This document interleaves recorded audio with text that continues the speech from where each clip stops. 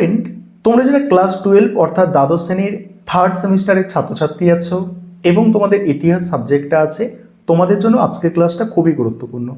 আজকে ক্লাসে তোমাদের সিলেবাস নিয়ে আলোচনা করব এবং তোমরা কি বই পড়বে বা কি বই তোমাদের জন্য বেস্ট হবে সেটা নিয়েও আলোচনা করব।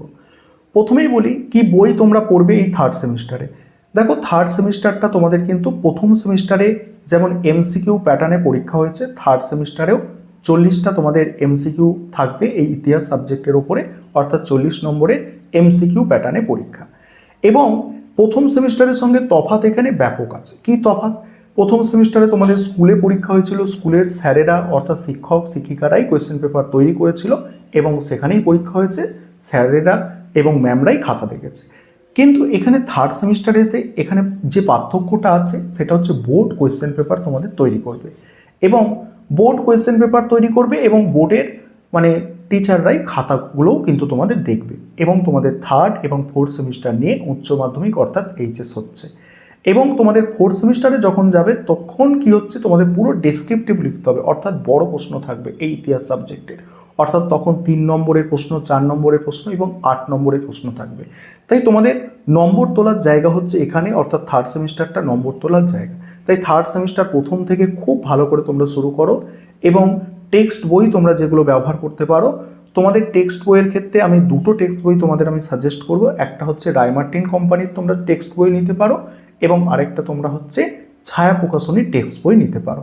এবার রায়মার্টিন কোম্পানির টেক্সট বইটা নিলে প্রথমে ওটা আমি প্রেফার করছি কেন, ওটা যদি তোমরা নাও ওখানে একটা 60 একটা বই ফি পাবে। প্রথমেই বলে রাখি, কেউ কিন্তু এটা প্রমোশনাল ভিডিও বা কেউ আমাকে প্রমোট করতে বলেছে বইগুলো, এরকম নয়, ঠিক আছে। আমি সিম্পলি যেটা প্রমোট করছি সেটা হচ্ছে আমার নোটস অর্থাৎ স্টাডি মেটেরিয়াল। আমাদের এই সেমিস্টারের অর্থাৎ থার্ড সেমিস্টারের কমপ্লিট স্টাডি মেটেরিয়াল রেডি আছে, তোমরা পারচেস করতে পারো। তবে আমি তোমরা যারা বই কিনতে চাইছো, বই কিনে পড়তে চাইছো, তোমাদের আমি বলে দিচ্ছি দুটো বই তোমাদের সাজেস্ট করলাম। আমি প্রথম সাজেস্টে রায়মার্টিনকে রাখছি। কারণ কি? কারণ হচ্ছে ওখানে এমসিকিউ একটা বই তোমরা 60 বলে বই ফি পাচ্ছ, সেখান থেকে তোমরা এমসিকিউগুলো পড়তে পারো এবং টেক্সট বই তো তোমরা পাচ্ছ। এবং বেশিরভাগ স্কুল কী করবে, এই রায়মার্টিন বইকেই সাজেস্ট করবে। এবং এছাড়া তোমরা করতে পারো কি, তোমরা ছায়া প্রকাশনীর বই যথেষ্ট ভালো, উন্নত মানের লেখা, তোমরা ছায়া প্রকাশনীর বইটাও পাশাপাশি রাখতে পারো। দুটো টেক্সট বই পড়লে ভালো হয় আর কি, ঠিক আছে। এবার তোমরা সিলেবাসটা ভালো করে বুঝে নাও। আমি সিলেবাসটা আলোচনা করছি এবং আমাদেরও স্টাডি মেটেরিয়াল তৈরি করা হয়েছে। তোমরা যারা আমাদের থেকেও স্টাডি মেটেরিয়াল পারচেস করতে চাইছো, আমাদের স্টাডি মেটেরিয়ালের কোয়ালিটি সিলেবাস আলোচনার পরেই শেয়ার করব। সেই কোয়ালিটি তোমরা দেখবে এবং তোমরা চাইলে তোমরা টেক্সট বইয়ের পাশাপাশি আমাদের স্টাডি মেটেরিয়ালও পারচেস করে নিতে পারো। চলো এবারে তোমরা সম্পূর্ণ সাজেশন দেখে নাও। তোমাদের টোটাল দুটো ইউনিট আছে, ইউনিট 1 এবং ইউনিট 2। ইউনিট 1 থেকে 20 নম্বরের প্রশ্ন থাকবে এবং ইউনিট 2 থেকে 20 নম্বরের প্রশ্ন, অর্থাৎ এক একটা ইউনিট থেকে 20টা করে এমসিকিউ প্রশ্ন তোমাদের পরীক্ষায় থাকবে। এবং ইউনিট 1-এর আবার কিছু ভাগ আছে, সেগুলো দেখতে পাচ্ছ, ভালো করে একটু খেয়াল করবে। এখানে পর্যটকদের দৃষ্টিকোণ থেকে, সেখানে পর্যটকদের বিবরণের আলোকে ভারতের সমাজ ও রাজনীতি, সেখানে 10ম থেকে সপ্তদশ শতাব্দীর মধ্যে প্রশাসনিক কাঠামো, অর্থনৈতিক জীবন, সামাজিক ও ধর্মীয় জীবন, সাহিত্য, শিল্প, কলা, স্থাপত্য। তারপর হচ্ছে সাংস্কৃতিক সংমিশ্রণ, তারপরে সাম্রাজ্যিক রাজধানী, সেখানে ভক্তি, সুফি, নাথ, এগুলো পড়তে হচ্ছে, দেখতে পাচ্ছ। এবং তারপরেই আছে বিজয়নগর, বাহমিনী এবং অন্যান্য উৎপত্তি, প্রশাসনিক কাঠামো, সমাজ, অর্থনীতি, ধর্ম, সংস্কৃতি, শিল্পকলা, স্থাপত্য, সাহিত্য, বাহমিনী সাম্রাজ্যের উত্তরাধিকারী রাষ্ট্রসমূহ, এগুলো পড়তে হচ্ছে। এবার ইউনিট 2-এ কী আছে? ইউনিট 2 হচ্ছে যেখানে 20 নম্বর আছে। দেখো, ইউনিট 2-এ কি, ঊনবিংশ ও বিংশ শতাব্দীর উপনিবেশবাদ এবং সাম্রাজ্যবাদ, এবং তারপরেই আছে উপনিবেশবাদের রাজনৈতিক ভিত্তি, তারপরে পাবে ঔপনিবেশিক নিয়ন্ত্রণের হাতিয়ারসমূহ। এর মধ্যে টপিকগুলো কি পাবে?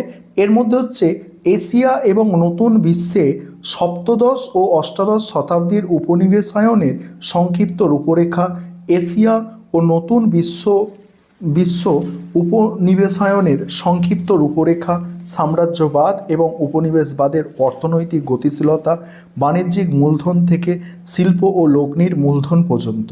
তারপর হচ্ছে সাম্রাজ্যবাদ, উপনিবেশবাদ, নয়া সাম্রাজ্যবাদের পরিভাষা, উপনিবেশবাদের রাজনৈতিক ভিত্তি, উপনিবেশগুলির রাজনৈতিক ও অর্থনৈতিক আধিপত্য, অধীনতা, বর্ণবাদ এবং ঔপনিবেশিক সমাজে এর প্রভাব এবং নয়া সাম্রাজ্যবাদ। এই হচ্ছে তোমাদের এখানে একটা টপিক আছে ঔপনিবেশিক নিয়ন্ত্রণের হাতিয়ার সমূহ। এই হচ্ছে তোমাদের টোটাল সিলেবাস। এবারে দেখো আমাদের স্টাডি মেটেরিয়াল কিভাবে তৈরি করা হয়েছে দেখে নাও। এখানে তোমাদের একদম ইউনিট অনুযায়ী, টপিক অনুযায়ী তোমাদের প্রশ্ন সাজানো হয়েছে এবং তোমরা খেয়াল করবে যে বিগত বছরের যে প্রশ্নপত্র সেই প্যাটার্ন অনুসরণ করে এখানে এগুলো তৈরি করা হয়েছে এবং বিগত বছরের প্রশ্নের অ্যান্সারগুলোও এখানে পেয়ে যাবে। এবং আমাদের প্রতিটা মানে অধ্যায় থেকে বেশ কিছু প্রশ্ন দেওয়া হয়েছে এমসিকিউ আকারে, যেগুলো তোমরা মানে অবশ্যই কমন পাবে। অর্থাৎ তোমাদের এই সম্পূর্ণ সিলেবাসের ওপরে 300টার মতো এমসিকিউ আছে, 300টার মতো এমসিকিউ আছে এবং এখান থেকে তোমরা 100% কমন পাবে, এটুকু নিশ্চিত। এমনকি যেরকম পরীক্ষায় স্ট্রাকচার অনুযায়ী তোমাদের দরকার পরীক্ষার জন্য, সেই পরীক্ষার কথা চিন্তাভাবনা করে এখন ছাত্রছাত্রীদের হাতে সময় কম, সেই সব চিন্তাভাবনা করে স্টাডি মেটেরিয়াল রেডি করা হয়েছে।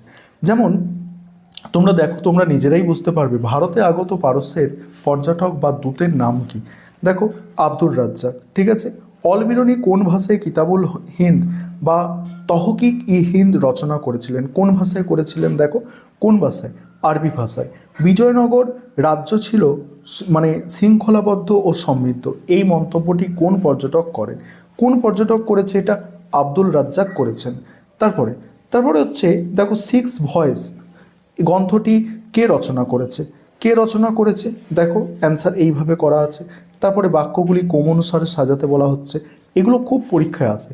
আমি বললাম না তোমাদের পরীক্ষা ওরিয়েন্টেড স্টাডি মেটেরিয়াল তোমাদের জন্য তৈরি করা হয়েছে। দেখো 6 নম্বরের প্রশ্ন, ঠিক আছে।